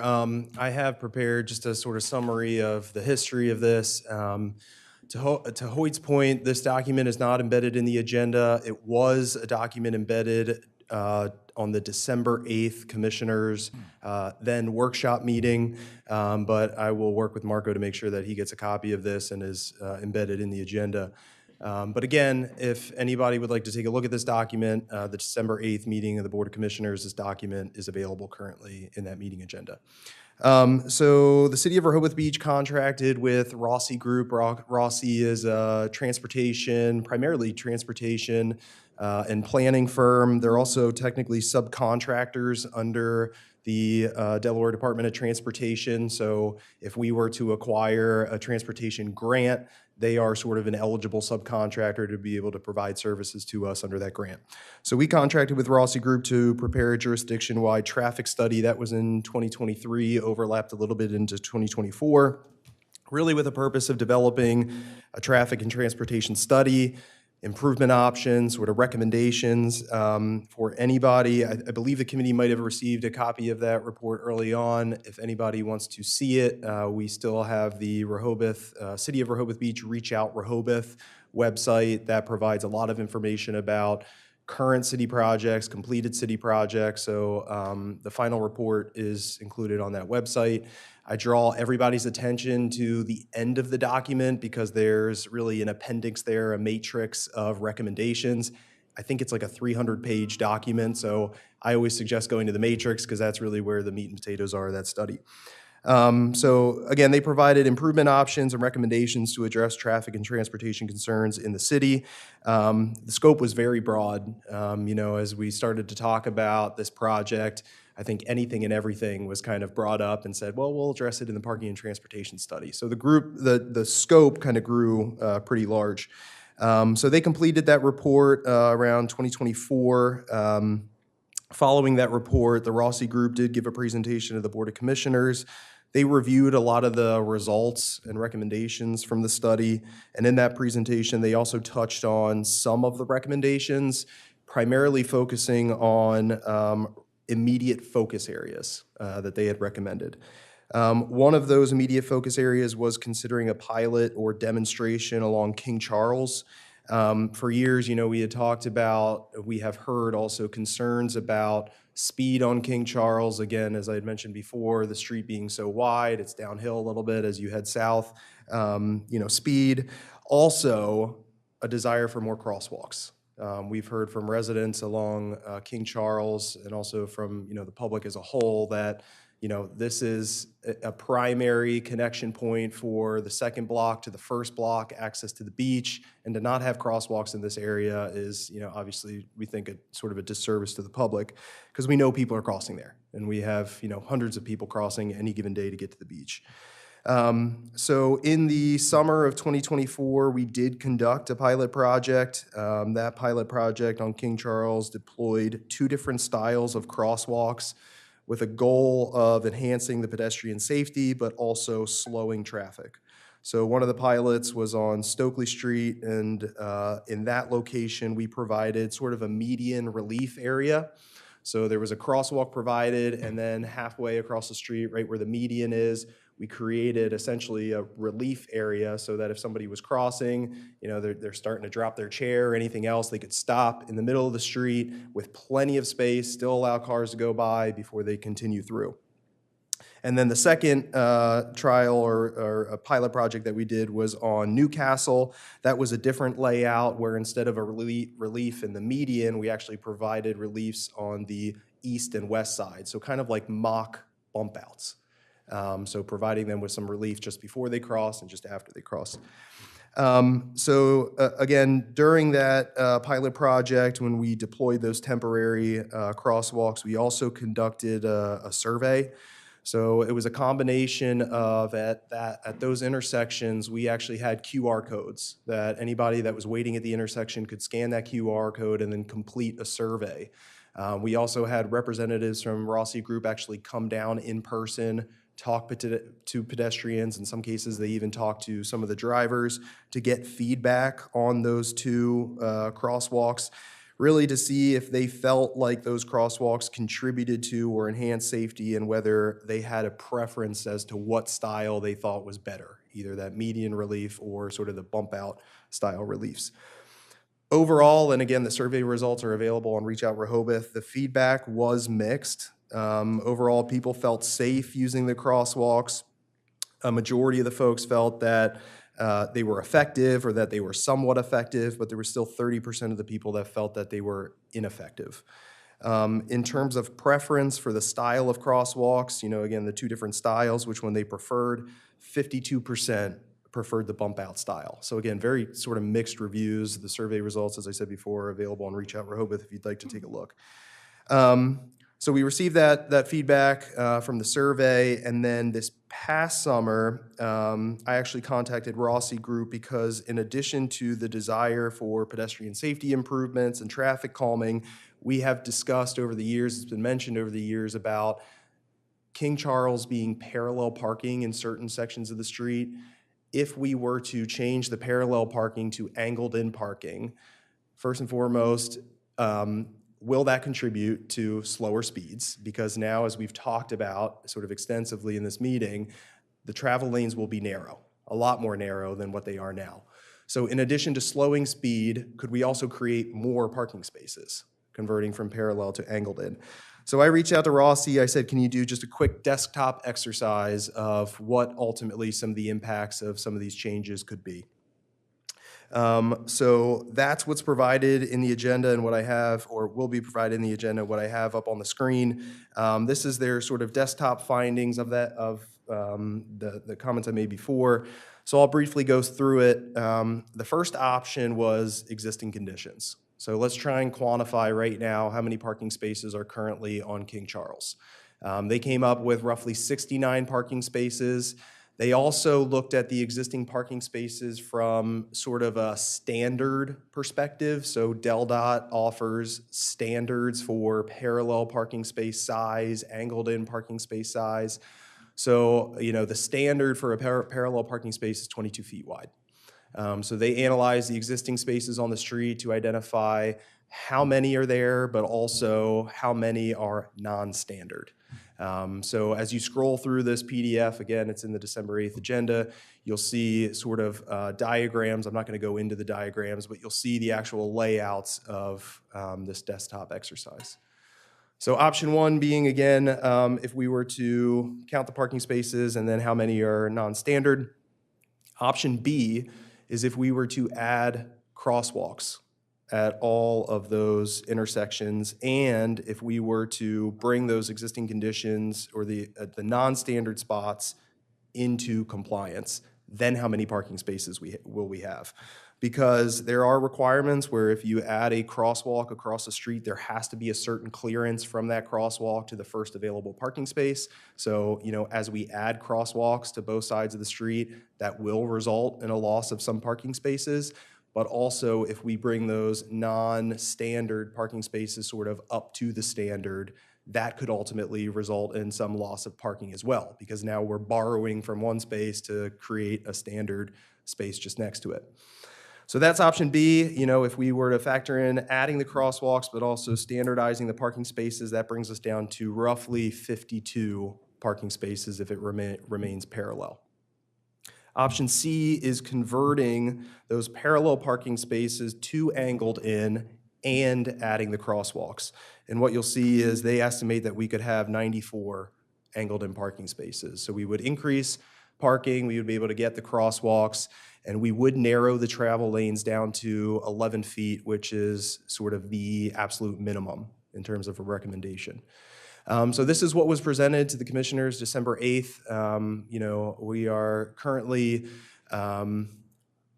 in budget development. One of the things that the commissioners did approve when it was presented was proceeding with installing the crosswalks on King Charles, all four sides of every intersection. So north, south, east, west, every intersection, adding crosswalks.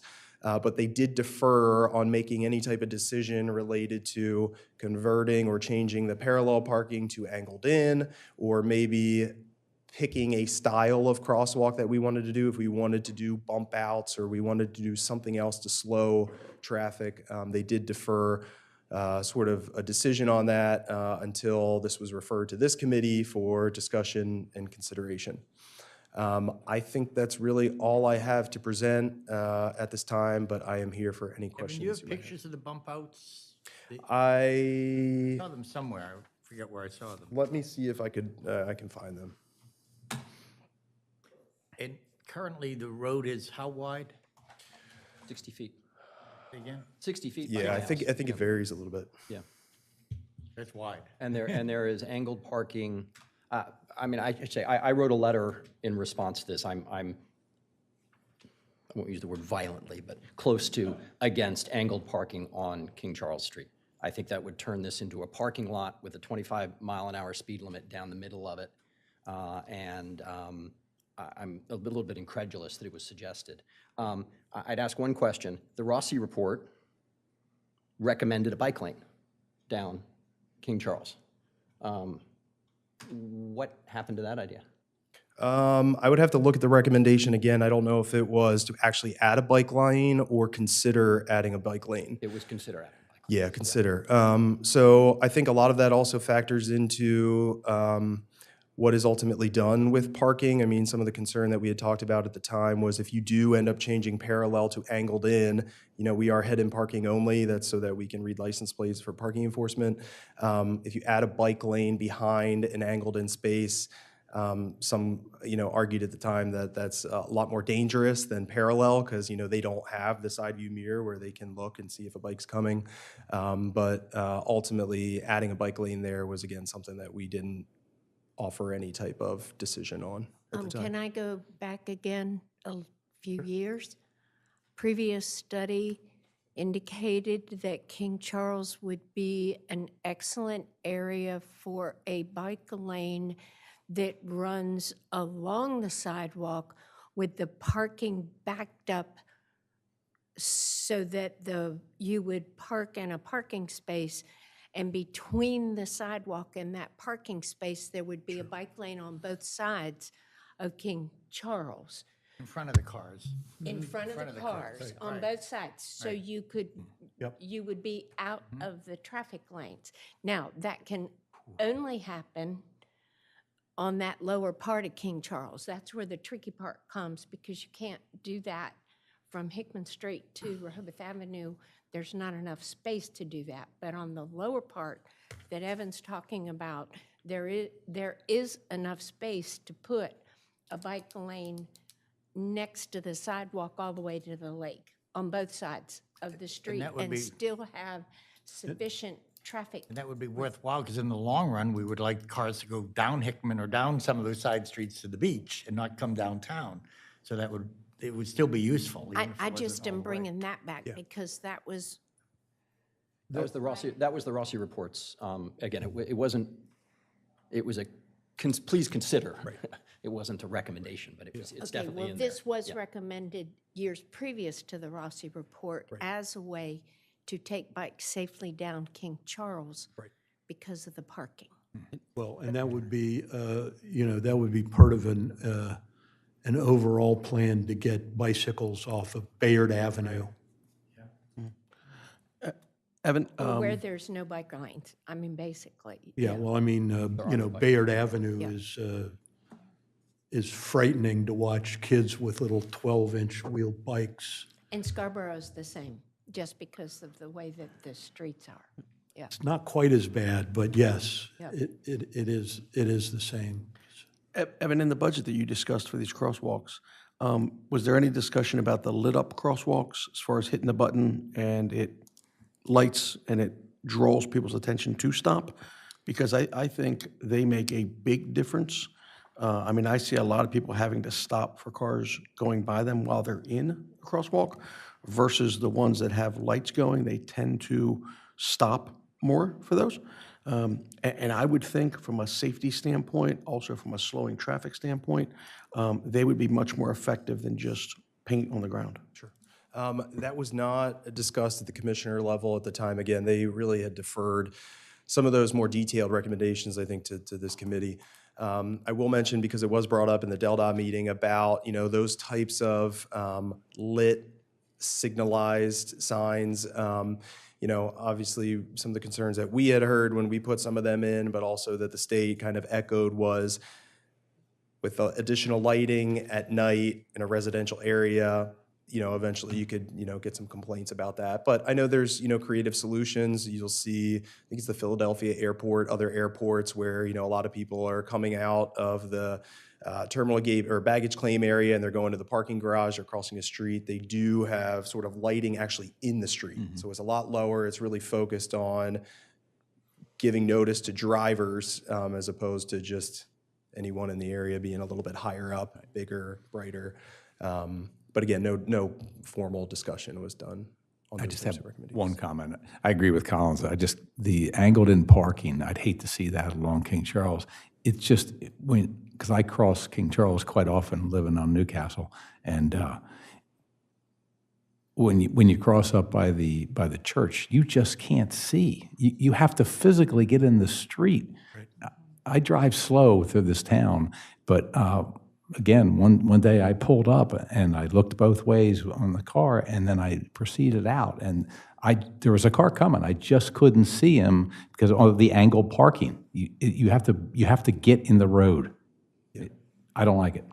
I will bring up 1.2 that was discussed at the commissioner level, and that was, again, I think a lot of it comes down to, what are the priorities? Are the priorities the bicyclists? Are the priorities the pedestrians? Are the priorities reducing speed?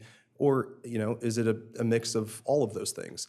One of the things that was discussed was, if we don't go towards angled in and retain parallel, but the desire is still to enhance pedestrian safety, do we do something similar to what is on Bayard, and that is sort of a median, where it's maybe we put street trees there, or we provide, again, some sort of pedestrian relief kind of in the middle of the street. That way, we are effectively narrowing the travel lane a little bit more, but still providing the parallel parking and that additional pedestrian kind Talked of about visibility. sizable bump outs too, not small ones, Sure. but good-sized bump outs. We could put trees in them, we could put benches in them. It'd be like little parks, and it would make that 60-foot, 20-foot, which is I think the doable. bump outs are really, really critical because it gets at this ability of where do you stop your car? If you stop your car at the stop signs on Hickman and there's any kind of car parked in a parallel parking, you cannot see down the road. That's right. And so if you have a bump out, you can move the stop sign out to there, and it's that much safer. And I think the priority is not as it's pedestrians or bikers or drivers. We're all people. It's safety, right? And a biker is a pedestrian. Every driver who parks becomes a pedestrian. It's about overall safety. And you have to block the entire crosswalk to see in a car. Literally. Right, which you don't want to block crosswalks, right? Because people are walking on them and everyone gives you angry looks when you're blocking a crosswalk. But you can't go across the street unless you're either beyond the crosswalk or in the crosswalk to see left or right, especially there. So what I have on the screen is what Commissioner Saunders had asked that I pull up. I believe that's what you had asked, Commissioner. So this was sort of a layout of what those temporary improvements looked like. So again, on Stokely, providing that sort of relief area in the center of the street, and then on Newcastle, providing those sort of bump out areas, again, to kind of give that perception of a narrower travel lane, but also provide some relief before crossing the street. I will say, to the point about angled-in parking, one of the challenges that we see on King Charles, especially further up near the church, is where it is angled in, and we have tried to do some type of pedestrian improvements to slow traffic.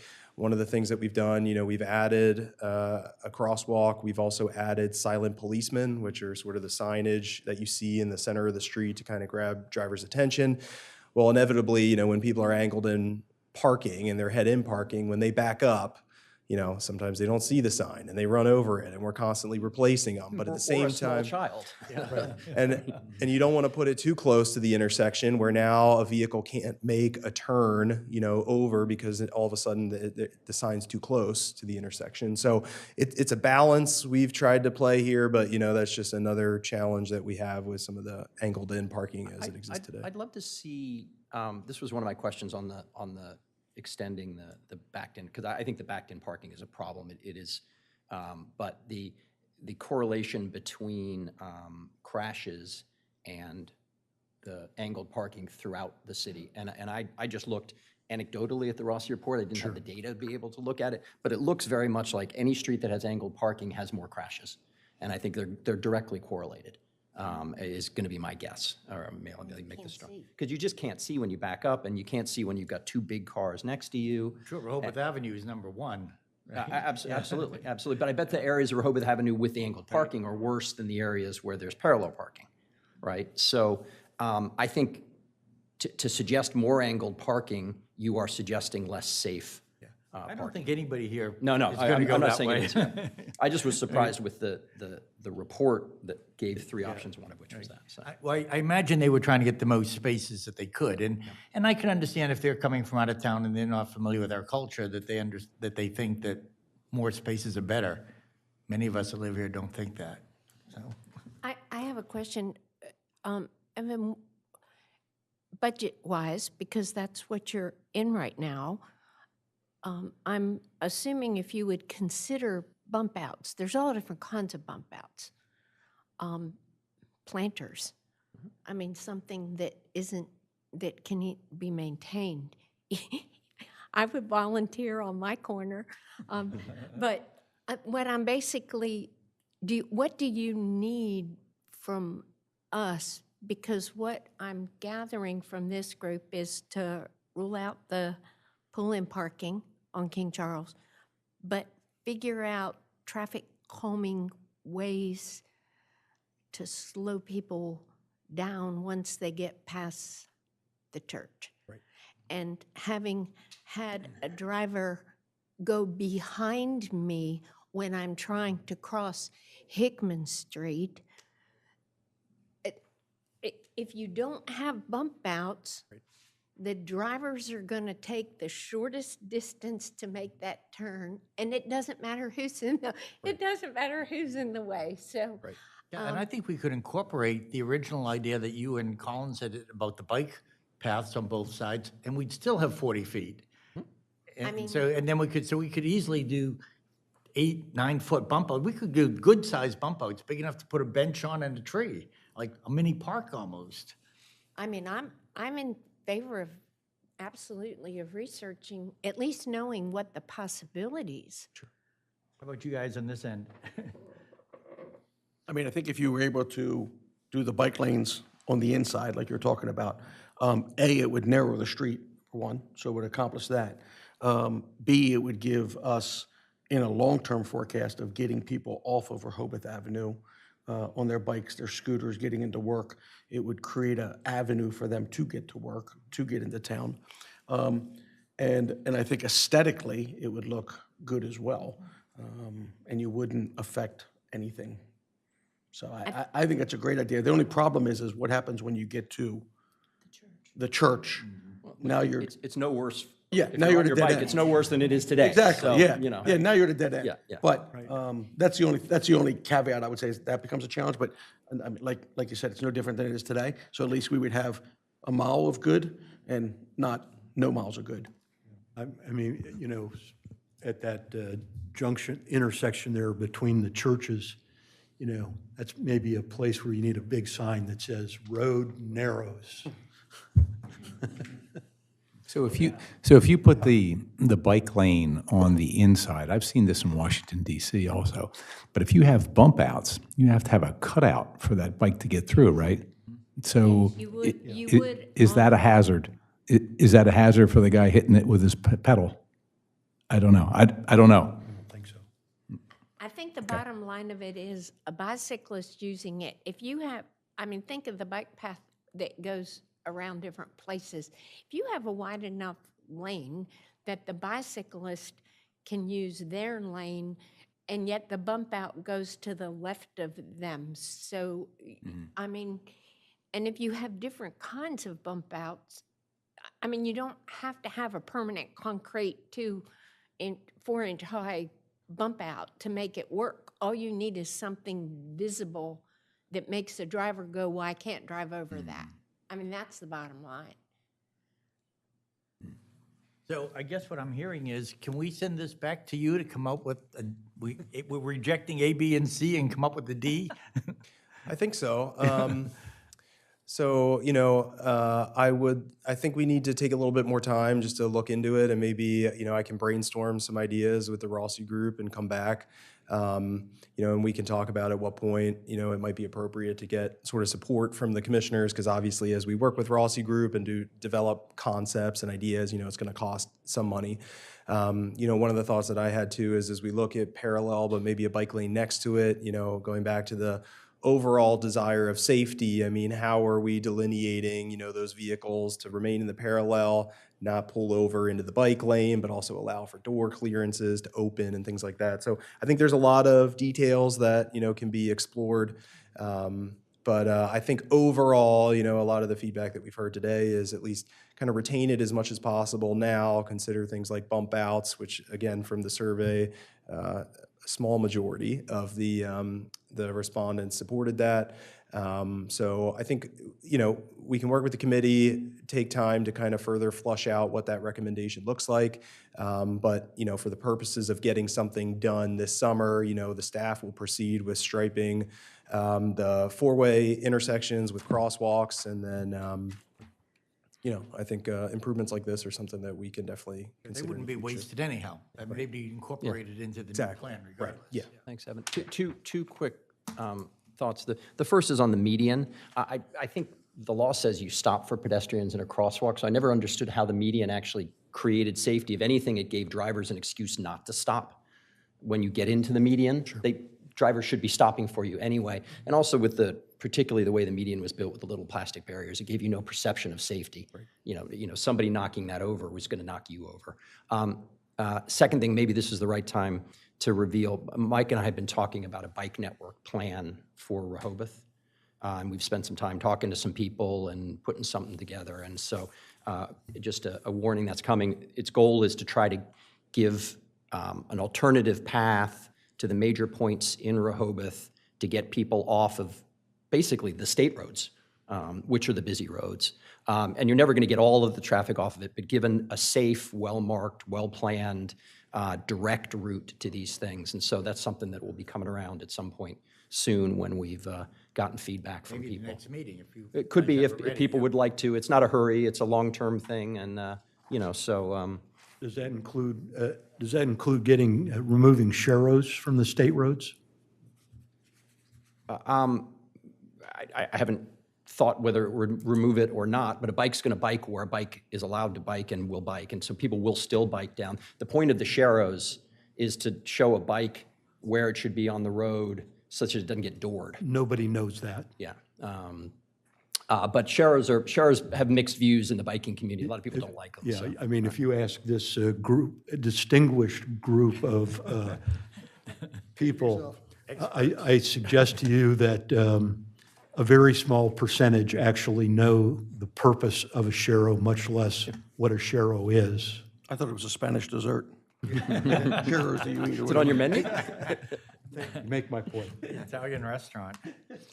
All righty, we But better but move on. that's a short-term goal that could be undertaken, is simply getting rid of the sharrows.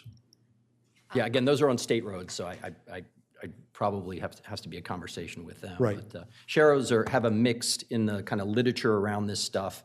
Some people like the sharrows because it just says bikes are allowed. Some people think the sharrows mislead bikers, give a false sense of safety and these sorts of things. So Let's hold this off to the bike conversation if we can. Okay, I'd like to ask the public if they would like any comments on King Charles. I know Hoyt is ready to go. My goal, my personal goal would be to narrow that street as much as you could. How you get to that, I'm flexible. So as to Colin's concern about head-in parking, I totally understand that, but my counter argument to that would be it happens on Rehoboth Avenue. And to Kathy's point about, I'm totally down with the concept of putting that bike lane next to the curb, between the curb and the parking area. And as to the bump outs, I mean, it works. There are places that I've bicycled where the bike lane goes right through the bump out, and it's not a problem, so. There would be a curb there, I would think. You could put the bicycle on the inside of the curb. Yeah, it's a cut through. Right, that makes sense. Yeah. Carol, do you have anything? No, I don't know what a sharrow is, though. Tell her what a sharrow is.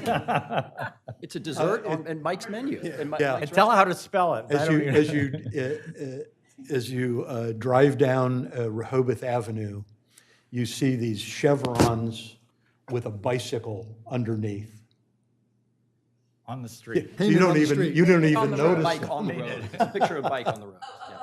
Painted Painted on the road. They're painted in the road. It's meant to symbolize both that bikes share the road with bikes, but also it's technically meant to tell a bicyclist where to be on the road so they don't get doored when people are. Right, except nobody knows that. Yes, except that's not point taken. Some bicycles think that it's giving them a bike lane. Right. They have, some sort If of you don't know what privilege. it means, There's one. if you don't know what it means, There's one. There you go. it may suggest, Thank this you, is Evan. the right way to go riding your bike down the middle of Rehoboth Avenue. So that's what I would think. Yeah.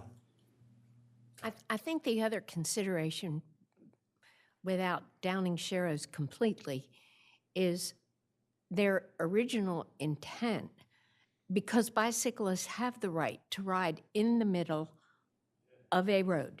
That is their legal right to ride on that road in the middle, and those symbols were designed to let vehicles also know that this is a place Right. where you need to be aware, if there's a bicyclist, you cannot run them off the road. They have the right to be there. Right.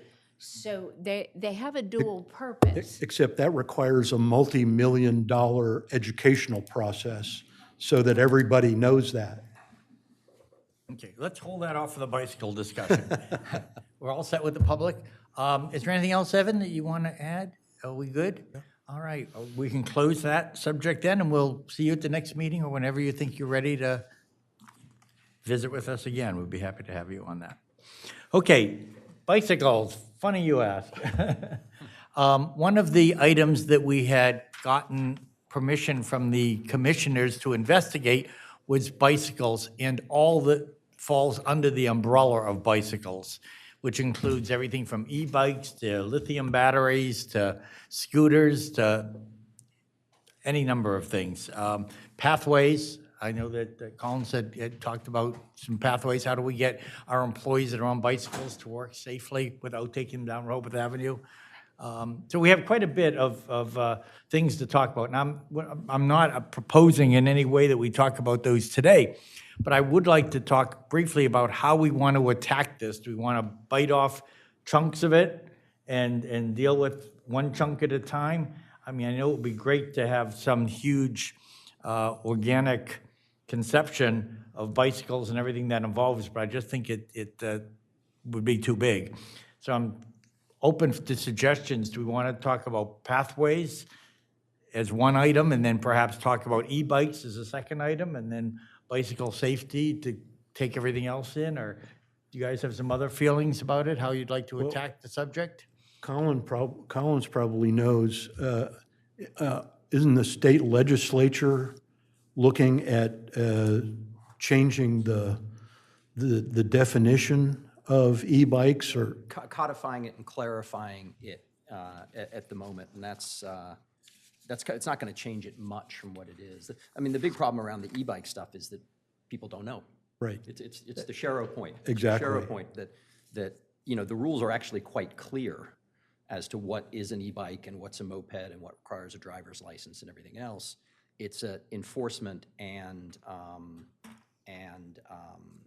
education Right. question. Would you be willing to tell us at the next meeting what you know on e-bikes? I could tell you now, but yeah, sure. Oh, don't Yeah, give me yeah, now yeah, because yeah. we have 10 minutes. Sure, okay, okay. But we definitely will have you on the Can I agenda. ask just a procedural question? If Sure. I wanted to share information with the committee in advance, subject to freedom of information, so the public would know. You can do it. How do I do that? Just send it out to everybody on their email, as long as they don't reply. So I can send it out to the committee, and then do I copy, and then does it become part of the agenda effectively It as can. well? Send it to the commissioner and myself. Okay, okay. You could say if this could be Get it around a week before, and Like we it'll did be today part of the with agenda. with the item on the traffic design manual. I just gave it to Ann, and Ann put it in and that also satisfies the public Yeah. if they want to see what we're dealing with. My mistake today, but not pointing it out, but Make sure they have it well in advance of a week in advance, because in a week it needs to be published. Sure. Yes. Yep, okay. I'm happy to do that, yep. And I think when we go to get into this discussion of bicycles, we also need to understand the enforcement side, because Chief Banks has said numerous times, how do you do that? You know, you just run your police car into the bicycle with the guy on it, or, it's very challenging. stop them, yeah.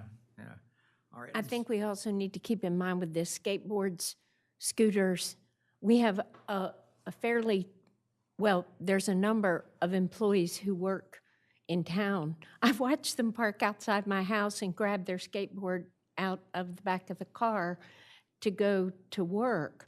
But the problem is technically they're not supposed to be on city streets.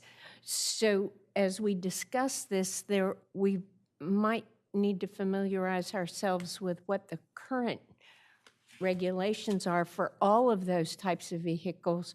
I can add that to what I Yeah, put together. I've got that. as because I've we looked that up. start. I'll ask the chief to maybe sit in on that also and contribute That, what he that might be knows. Yeah. beneficial too. And Collins, please include the electric scooters Yeah. that are so prevalent. Yeah, those are already, yep. And I know, talking to Patricia, that several condominiums are having rules against, they don't want them parked in their building because of the fire hazards. Lithium batteries, though, some insurance companies won't cover, they won't provide insurance if you're parked with a lithium battery in the garage of certain condominiums. So let's have that as a separate topic for the next meeting. So we have 3 topics to start, and really we should have pathways. I think pathways is an important one. How we're going to get people to where they want to go without getting them I mean, the bike endangered. bike trails. Bike trails, yes.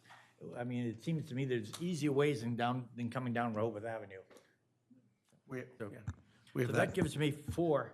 I'm sorry, Mike? Yeah, we have a lot of that already drawn out that we can look at and discuss. Okay, It'd be good. great. And some of this will overlap, there's no doubt. But I'm So going to take Mark, these. would you review the 4 that we have coming up for next time, Sure. please? We're going to have pathways, lithium batteries, current regulations, including Chief Banks, and then Collins is going to give us something on distinguishing what the definition of e-bikes are and. Yeah, that's going to overlap, I think, with the current Right, regs. right, some of it Sort will the all same overlap, sure. Sort of thing, And yeah. We can discuss, then, are they allowed on the boardwalk, are they not allowed on the boardwalk, should they be allowed on the boardwalk? That would fall into pathways also, so there's going to be a lot of overlap. Do we include EVs in the discussion of lithium batteries? Cars, you mean? Yes. That's a good question. We should, I mean, it's probably not for us to regulate, but it's us to know what the regulations are. I mean, if their condominium doesn't want any Teslas, that's their business, I guess. But it's we should also, know. it's also about scooters that people bring up into their condos that have lithium batteries. Right. So that's a whole nother issue. Right. You know, it's not, there's a, it's the size of the battery. You know, we all have batteries in our phones, right? But the car is the batteries are huge, as are some of the scooters. Well, I bring up cars because I've seen numerous occasions where on rental properties, you see like a lamp cord, extension cord coming out a window, you know, and 2 or 3 more plugged into it so that it reaches the car. You know, that's just a problem waiting to happen. I'm going to skip number 8 until next meeting because we have enough on our plate right now. We don't need to go looking for more topics. But member comments, several of you have contacted me about things that you'd like to discuss or possibly put on our list. Cliff had some? I would just, a simple. Just introduce whatever topics you think we ought to. Yep, we're looking for fast wins, and I suggested that we collectively consider a list of safety-related enforcement issues that are lacking enforcement. You know, for example, sidewalks. I wrote down planters, cars parked across sidewalks, landscaping that crosses the sidewalks, you know, people put out signs. There's those freebie newspaper things. On First Street, I don't know what the deal is. There's carpeting on the sidewalk. Some well done and some not well done. So I just offer that up as you know, a suggestion, an example of enforcement issues that are going unenforced. And, you know, then bring in the powers that be and say, what's the deal? Okay. I'll put that on our list of things to get For the future. for the future. Well, we need to get the commissioners to okay it, so I'll do that. This is kind of a related thing to Cliff, and maybe it's, I don't think it's within the mandate of this committee. It's something I've been thinking about trying to get support for and sponsor, which is local kind of, they call them walkability gatherings, where people get together and they walk King Charles Avenue or the areas right around it. And they just find things like enforcement issues. And they talk about, would you feel safer, you know, this intersection doesn't feel safe, this one's good, why? I've thought about sponsoring that just kind of along the way. I don't know if anybody else would find that interesting. And you kind of do one here and then you do one there, and you submit the results to the powers that be, whether it's that, you know, this tree is blocking the sidewalk, or that this angle is not good, or these signs are I suggest you take Mr. Tedder on that walk with you. Yeah. You know? Well, there's a way to do these. They're kind of well mapped, and you try to get somebody from the police department to come, and you try to get, you know, you try to get all different ages to come, so that you have people who have more mobility issues will notice different things than I will. Call it walkability ambassadors. Yeah, walkability, and it's kind of, you know, I don't think it would be officially part of this, and you know, but I've been thinking about trying to spark those myself, and I don't know if anybody else has an Might as well interest in start that. it through this. I mean, Yeah, you can yeah. start here. I think the other thing we have to keep in mind is if you notice something that you know is against city regulations, because I've done it a number of times, I just call building and licensing and they send somebody out. And either they send a letter to the homeowner to take care of it. There is a process that the city already has in place. I think the hardest part of it, as Collins brought up, is we don't have enough people in the city to literally walk every street and make every note about every place that needs enforcement. So if you see it, say something, and somebody will do something about it, or at least they'll follow And just so the you know, procedures. Commissioner Thayer is working on, insisting upon a better system for reporting code violations and making them available to the public. So if, for instance, if a tree is torn down, you can go online and see who got the permit, what, you know, what the decision was, did it go to the commission, and so forth. So there'll be more public display of information having to do with building permits, as well as enforcement actions. So that's coming, being worked on by Commissioner Thayer. And the second thing I would say, just a little bit of homework, as I sort of mentioned to everybody, that if we do get big snow this weekend, it's a great opportunity to look at how the streets are used, right?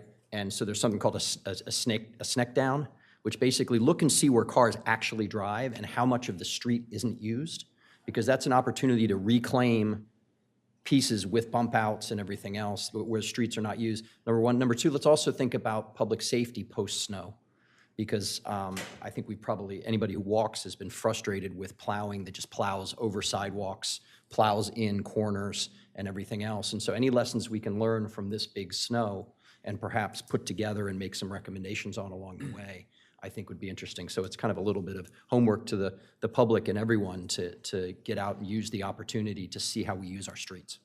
The commissioners have grappled with that before, but it's only when it snows that it comes up. And Absolutely. Then it Yeah. melts and nobody thinks about it again. So this might be, I mean, just because might we've be, got, it's coming this weekend, Right. if we all have it in mind, maybe it's a good way to just take some notes, you know? Anything else down here? Melissa, David? No, nothing. Cliff, anything else? Nope. Tricia, Steve, anything else? In that case, I think we can adjourn this meeting. Next date is, by the way, February 12th. I did check, City Hall is going to be open. It's technically Lincoln's birthday, but I don't believe it's a state holiday. I don't think it's anything, except it was on my calendar, so I bring it up. But, which is our normal second Thursday. What's that? We haven't renamed that? Maybe we have. My calendar just, I have an old calendar, I guess. It's still, we're not mad at Lincoln, I don't think. On his list. But, so we'll see everybody back here hopefully February 12th. And if anything's up in the meantime, we'll of course be in touch with one another. Thank you.